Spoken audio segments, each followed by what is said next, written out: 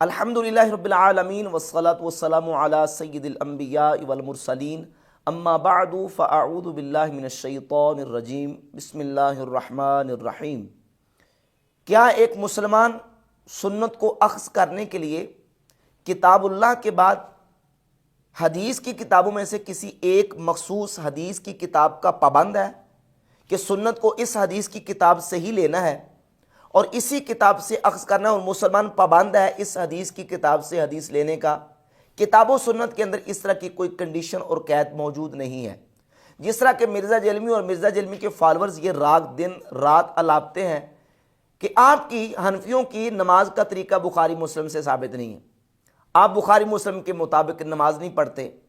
تو سوال یہ پیدا ہوتا ہے کہ کیا کوئی مسلمان پابند ہے اس بات کا کہ وہ سنت طریقے کے مطابق جس طرح نماز پڑھ رہا ہے وہ اس بات کا پابند ہے کہ وہ اپنے اس طریقے کو بخاری مسلم ہی سے ثابت کرے؟ کتاب و سنت کے اندر اس طرح کی کوئی کنڈیشن یا قید موجود ہے؟ نبی پاک صلی اللہ تعالیٰ علیہ وآلہ وسلم نے جو حجۃ الوداع کے موقع پر خطبہ ارشاد فرمایا، اس خطبے کا مضمون یہ ہے کہ نبی پاک علیہ الصلوۃ والسلام نے فرمایا میں تمہارے اندر دو چیزیں چھوڑ کے جا رہا ہوں، کتاب اللہ و سنتی،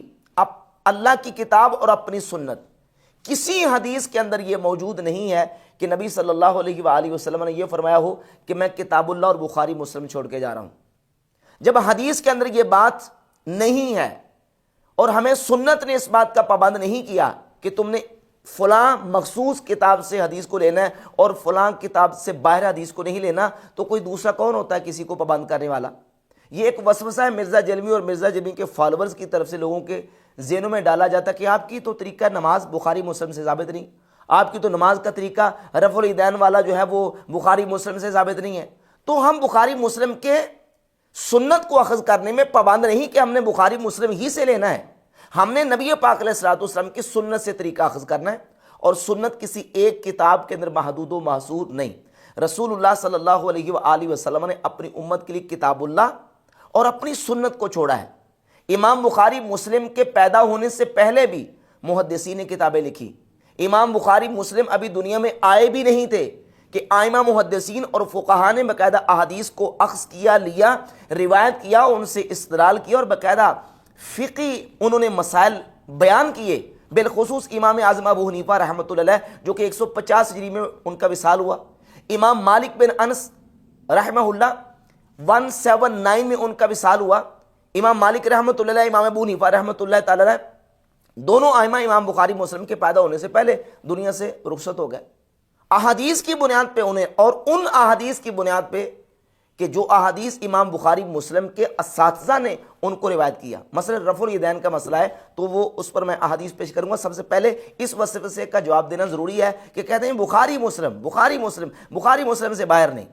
یہ کوئی اصول قانون نہیں۔ اگر یہی اصول و قانون ہے کہ بخاری مسلم کے اندر آنے والی روایت ہی کو لینا ہے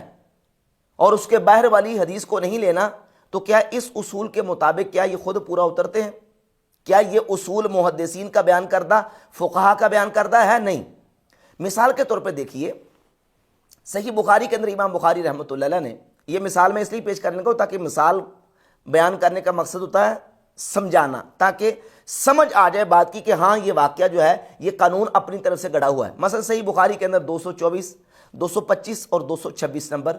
اور 2471 نمبر، چار احادیث امام بخاری دو صحابہ سے، حضرت حذیفہ سے اور حضرت ابو موسیٰ اشعری رضی اللہ تعالیٰ عنہما سے لے کے ہے کہ نبی پاک صلی اللہ علیہ وآلہ وسلم نے کھڑے ہو کے پیشاب فرمایا۔ صحیح بخاری کے اندر چار احادیث ہے، دو صحابہ سے، 224، 25، 26 اور 2471۔ اور صحیح مسلم میں بھی امام مسلم یہی حدیث لے کے آئے۔ بیٹھ کے پیشاب کرنے کی حدیث جو ہے نہ امام بخاری لے کے آئے نہ امام مسلم لے کے آئے،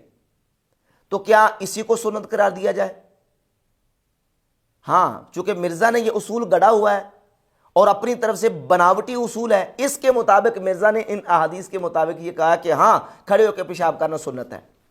پوری اسلامی تاریخ کے اندر آپ کو کوئی ایک محدث، ایک فقیہ ایسا نہیں ملے گا جس نے یہ کہا ہو کہ کھڑے ہو کے پیشاب کرنا سنت ہے، سوائے مرزا جیلمی کے۔ ہاں، جواز کی حد تک، ضرورت حرج کی بنیاد پہ جواز کی حد تک علماء نے، فقہاء نے قول کیے، لیکن آج تک کسی امت کے امام نے اس کو سنت قرار نہیں دیا۔ مرزا جیلمی سب اپنے بناوٹی اصول کو جو ہے نا وہ بچانے کے لیے کہتا ہے کہ کھڑے ہو کے پیشاب کرنا سنت ہے۔ جبکہ امام ترمذی رحمۃ اللہ علیہ جامع ترمذی میں حدیث لے کے حدیث نمبر 12 سیدہ عائشہ رضی اللہ تعالیٰ عنہ فرماتی ہیں من حدثکم ان النبی صلی اللہ علیہ وآلہ وسلم یبول قائما فلا تصدقوا، جو تمہیں یہ کہے کہ رسول اللہ صلی اللہ علیہ وآلہ وسلم کھڑے ہو کے پیشاب فرمایا کرتے تھے تم اس کی تصدیق نہ کرو، نبی کریم علیہ الصلوۃ والسلام تو بیٹھ کر ہی پیشاب فرمایا کرتے تھے۔ جامع ترمذی حدیث نمبر 12 اور حدیث 12 کے اوپر امام ترمذی رحمۃ اللہ علیہ نے باب کیا باندھا؟ باب کا عنوان ہے ما جاء فی النہی عن البول قائما،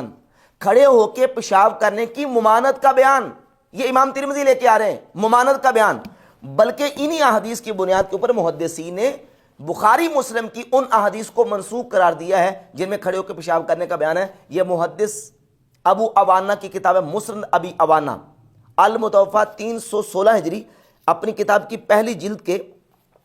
صفحہ نمبر 140 پر باب قائم کیا،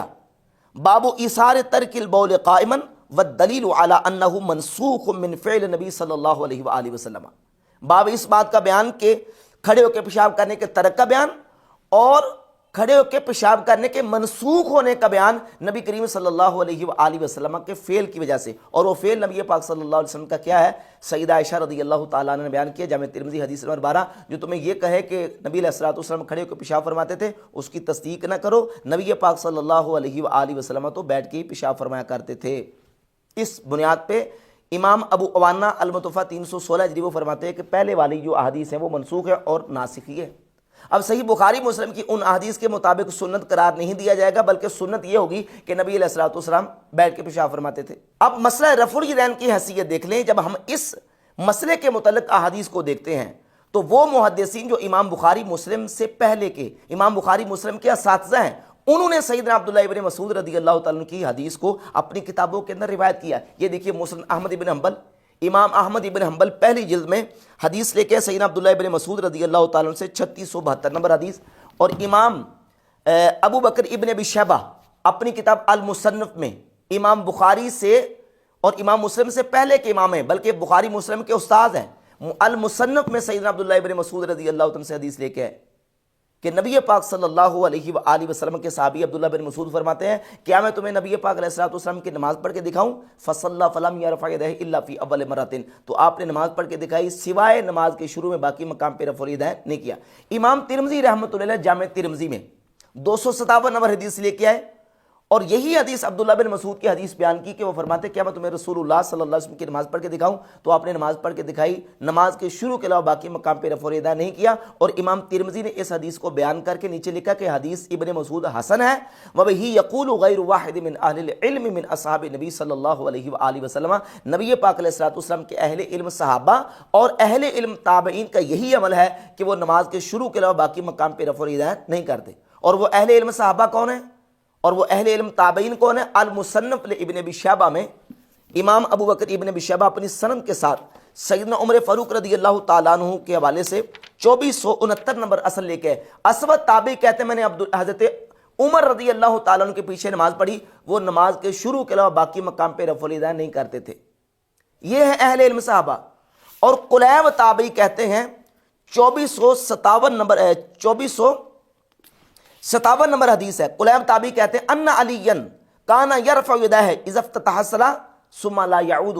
سیدنا مولا علی رضی اللہ تعالیٰ عنہ جب نماز پڑھتے تو نماز کے شروع میں تو رفع الیدین کرتے، باقی پوری نماز میں رفع الیدین نہیں کرتے تھے۔ اور یہ سند صحیح کے ساتھ یہ حدیث ثابت، ایک راوی اس کا ثقہ ہے سیدنا مولا علی رضی اللہ تعالیٰ۔ اور 2467 نمبر حدیث ہے، مجاہد تابعی کہتے ہیں میں نے عبداللہ بن عمر رضی اللہ تعالیٰ کو دیکھا وہ نماز کے شروع کے علاوہ باقی مقام پہ رفع الیدین نہیں کرتے۔ امام ترمذی رحمۃ اللہ علیہ 257 نمبر حدیث کے نیچے لکھتے ہیں کہ اس باب میں براء بن عازب رضی اللہ تعالیٰ عنہ سے حدیث بھی موجود ہے، اور وہ حدیث براء بن عازب سے مسند ابی یعلا میں امام ابی یعلا نے حدیث نمبر 1692 بیان کیا ہے کہ حضرت براء بن عازب فرماتے میں نے رسول اللہ صلی اللہ علیہ وسلم کو نماز پڑھتے دیکھا، آپ علیہ الصلوۃ والسلام نے نماز کے شروع میں تو رفع الیدین کیا، فرماتے ثم لم یرفعہما، اپنے ہاتھوں کو کانوں تک اٹھایا، پھر نبی پاک علیہ الصلوۃ والسلام نے پوری نماز میں رفع الیدین نہیں کیا۔ عبداللہ بن مسعود، براء بن عازب، ان سے مرفوع حدیث موجود ہیں، اور سیدنا عمر فاروق، حضرت مولا علی، عبداللہ بن عمر اور حضرت عبداللہ ابن مسعود رضی اللہ تعالیٰ عنہ مجمعین صحابہ جو ہیں وہ تمام صحابہ سے کے آثار ثابت ہیں کہ وہ نماز کے شروع کے علاوہ باقی مقام پہ رفع الیدین نہیں کرتے۔ تو یہ تو نہیں کہ بخاری مسلم ہی کے پابند ہیں، کیا امام ابو حنیفہ بخاری مسلم کے پابند ہیں؟ امام مالک رحمۃ اللہ علیہ بخاری مسلم کے پابند ہیں۔ امام مالک کی یہ فقہ کی کتاب ہے المدونۃ الکبریٰ، اس کی پہلی جلد کے صفحہ نمبر 119 پہ امام مالک رحمۃ اللہ علیہ کی سند کے ساتھ امام مالک کی فقہ کی کتاب کے اندر یہ روایت موجود ہے کہ سیدنا عبداللہ ابن مسعود رضی اللہ تعالیٰ عنہ نے لوگوں کو کہا کہ میں تمہیں رسول اللہ صلی اللہ علیہ وسلم کی نماز پڑھ کے دکھاؤں، تو آپ نے نماز پڑھ کے دکھائی، پوری نماز میں شروع کے علاوہ باقی مقام پہ رفع الیدین نہیں کیا۔ صحابہ کرام علیہ رضوان کی ان احادیث کو امام مالک، امام احمد ابن حنبل، امام ابو بکر ابن ابی شیبہ روایت لے کے آئے، اور ان روایت کے مطابق امام ابو حنیفہ کا موقع بھی یہ ہے کہ نماز کے شروع کے علاوہ باقی مقام پہ رفع الیدین نہیں کرنا، اور امام مالک رحمۃ اللہ کا موقع بھی یہی ہے کہ نماز کے شروع کے علاوہ باقی مقام پہ رفع الیدین نہیں کرنا۔ بلکہ امام مالک رحمۃ اللہ کی یہ فقہ کی کتاب المدونۃ الکبریٰ پہلی جلد صفحہ 118 پہ لکھا قال مالک لا اعرف رفع الیدین فی شیء من تکبیر الصلاۃ لا فی خفض ولا فی رفع الا فی افتتاح صلاۃ۔ امام مالک رحمۃ اللہ فرماتے ہیں نماز کے شروع کے علاوہ باقی مقام پہ رکوع جاتے، رکوع سے اڑتے وقت رفع الیدین کو میں جانتا ہی نہیں ہوں۔ وکان رفع الیدین عند مالک ضعیفا الا فی تکبیرۃ الاحرام، امام مالک رحمۃ اللہ کے نزدیک نماز کے شروع کے علاوہ باقی مقام پہ رفع الیدین کرنا ضعیف ہے۔ یہ امام مالک رحمۃ اللہ کا موقف ہے۔ تو کوئی امام جو محدثین اور فقہا گزر چکے ہیں بخاری مسلم سے پہلے، وہ بخاری مسلم کے پابند نہیں، اور کوئی بھی مسلمان کسی مخصوص کتاب کا پابند نہیں۔ یہ کہنا کہ قرآن کے بعد اب بخاری مسلم سے حوالہ پیش کریں، بخاری مسلم سے نماز کا طریقہ اور سنت ثابت کریں، نبی پاک صلی اللہ علیہ وآلہ وسلم کی کسی حدیث سے یہ ثابت نہیں ہے، بلکہ رسول اللہ صلی اللہ علیہ وسلم کی جو حدیث ہے وہ تو یہ ہے کہ آپ صلی اللہ علیہ وسلم نے فرمایا میں تمہیں دو چیزیں چھوڑ کے جا رہا ہوں، کتاب اللہ وہ سنتی،